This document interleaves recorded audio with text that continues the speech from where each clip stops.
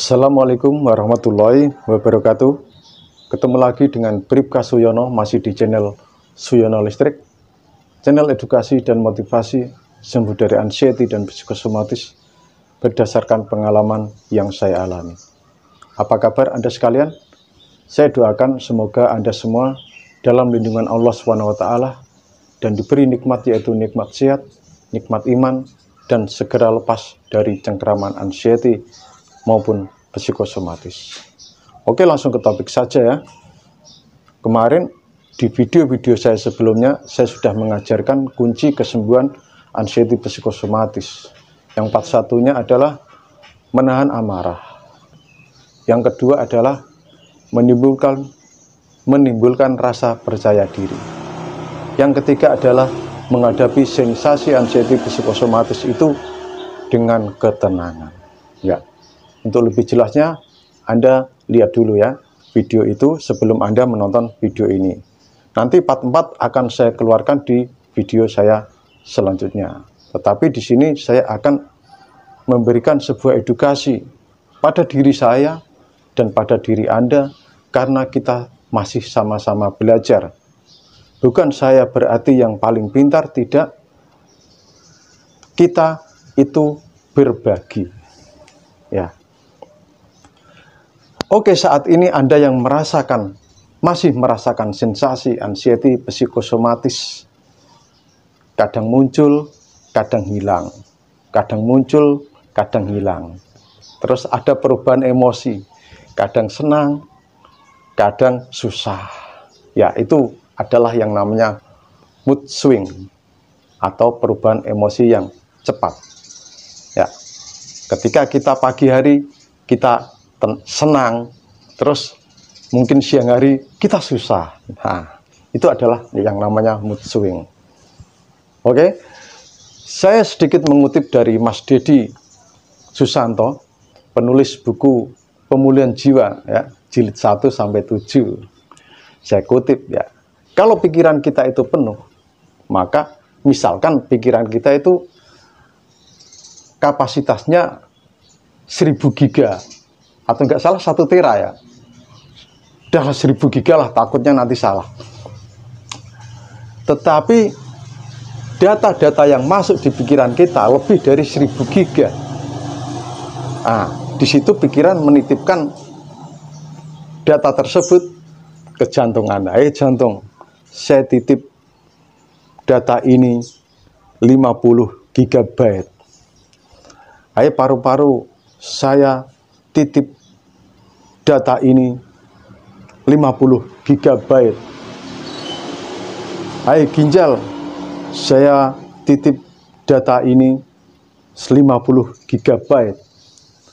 Mata, saya titip data 50 GB dan sebagainya. Semua dititipkan di raga kita ya. Di raga kita dititipi yang namanya data, yang dimana otak itu sudah tidak mampu untuk menyimpannya gitu. Jadi akhirnya timbullah sensasi-sensasi tersebut.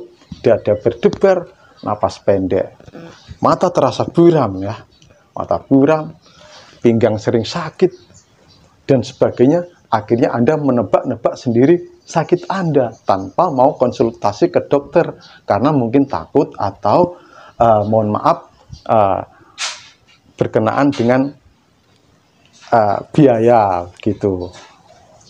Itu ya. Nah, di situ kita harus menyadari ya, menyadari akan diri kita. Yang pertama adalah sadari bahwa saat ini Anda itu sakit pikiran ya. Titik, sakit pikiran. Tetapi dengan catatan Anda sudah berkonsultasi sama dokter, setelah diadakan rangkaian medical check up, normal semua, dan Anda masih merasakan sensasi-sensasi itu. Anda minum obat mungkin tidak ada efeknya, ya itu adalah sadari, itu adalah sakit pikiran. Yang kedua adalah menyadari apa yang saat ini dibutuhkan oleh jiwa Anda.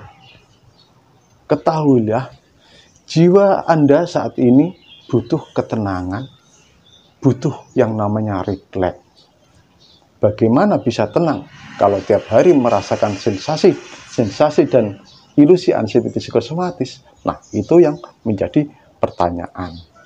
Tetapi saya sudah mengajarkan ya, sensasi-sensasi itu bagaimana cara mengatasinya, mengendalikannya, saya sudah ajarkan semua. Dan itu terserah Anda.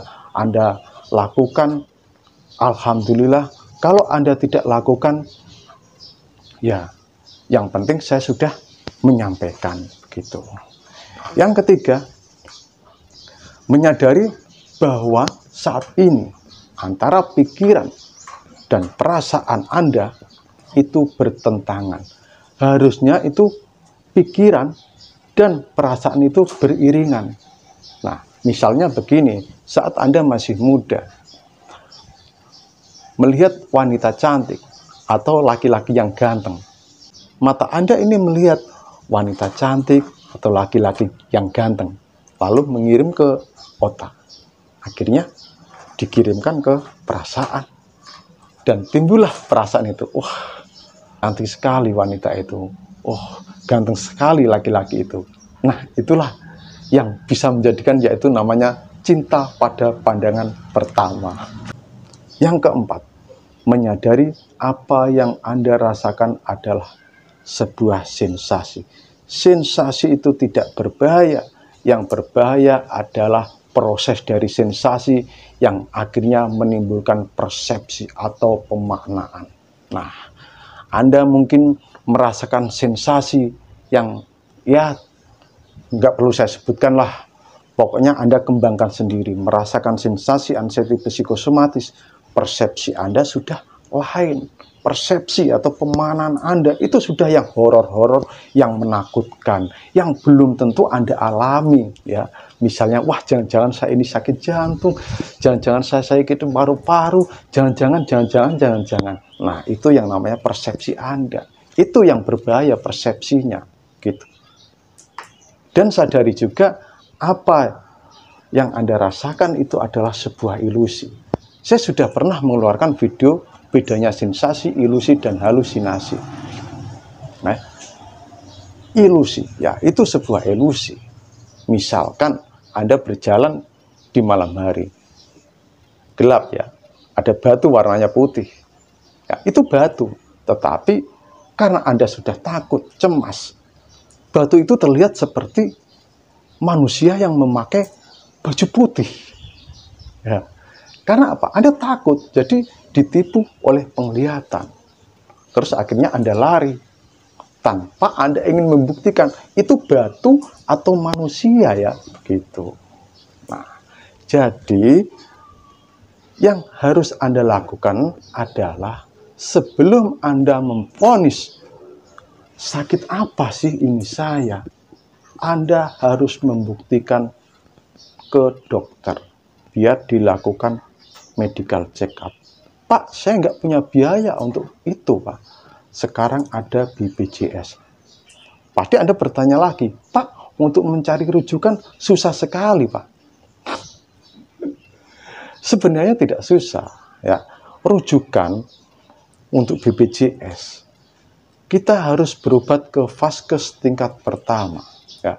Kalau vaskes tingkat pertama sudah tidak bisa mengatasi sakit Anda punya hak untuk meminta rujukan ke vaskes lanjutan, misalnya di rumah sakit ya, untuk bertemu dengan dokter spesialis.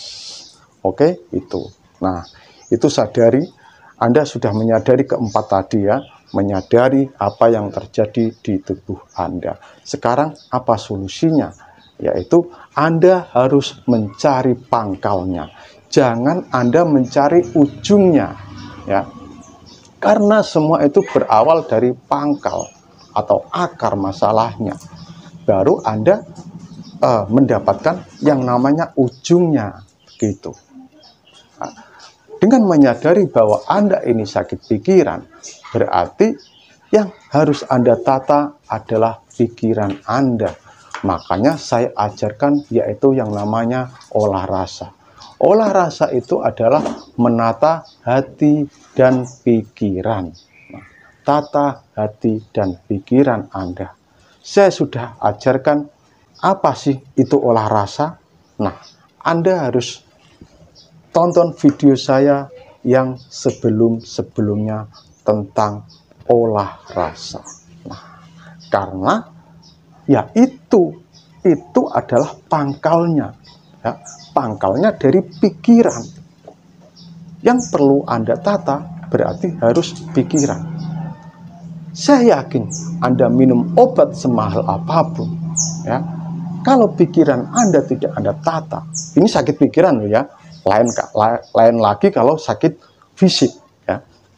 Anda minum obat semahal apapun, tetapi pikiran Anda tidak Anda tata, ya, obat itu efeknya mungkin cuma sedikit, bahkan tidak ada efeknya. Atau Anda minum obat dan tidak minum obat, itu sama saja, sensasi itu tetap Anda rasakan, gitu. Tetap lakukan yaitu olah rasa, ya. Selanjutnya olah nafas, olahraga. Pendekatan ke spiritual yaitu istighfar, zikir, meditasi. Anda harus menyadari tentang yang bergejolak di diri Anda. Pangkalnya adalah pikiran Anda. Selesaikan dulu, tata dulu pikiran Anda sebelum Anda menyembuhkan sakit Anda. Karena semua itu harus ada ilmunya, ya. Nah, saya tidak henti-hentinya menasihati Anda dan menasihati diri saya sendiri, karena saya juga masih belajar untuk menata hati dan pikiran atau yang namanya olah rasa. Begitu. Anda tidak perlu takut. Sensasi yang Anda rasakan itu hanyalah sensasi, tidak berbahaya, tidak akan terjadi apa-apa dengan Anda. Saya yakin itu. Saya yakin seyakin-yakinnya. Nah, mulai sekarang, ayo semangat untuk apa? Untuk bangkit dari keterpurukan menuju kebahagiaan. Ya. Ayo raih kebahagiaan, karena kebahagiaan itu tidak bisa datang dengan sendirinya. Kita harus meraih kebahagiaan itu. Itu ya. Tetap semangat, jangan kendor.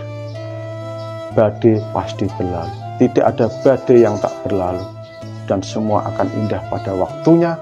Dengan apa? Dengan ikhtiar Anda. Bisa dengan ikhtiar insani dan ikhtiar ilahi. Kalau Anda sudah melakukan itu semua, sudah menyadari apa yang bergejolak di diri Anda, dan Anda sudah tahu pangkal masalahnya, yaitu pangkal masalahnya dari pikiran.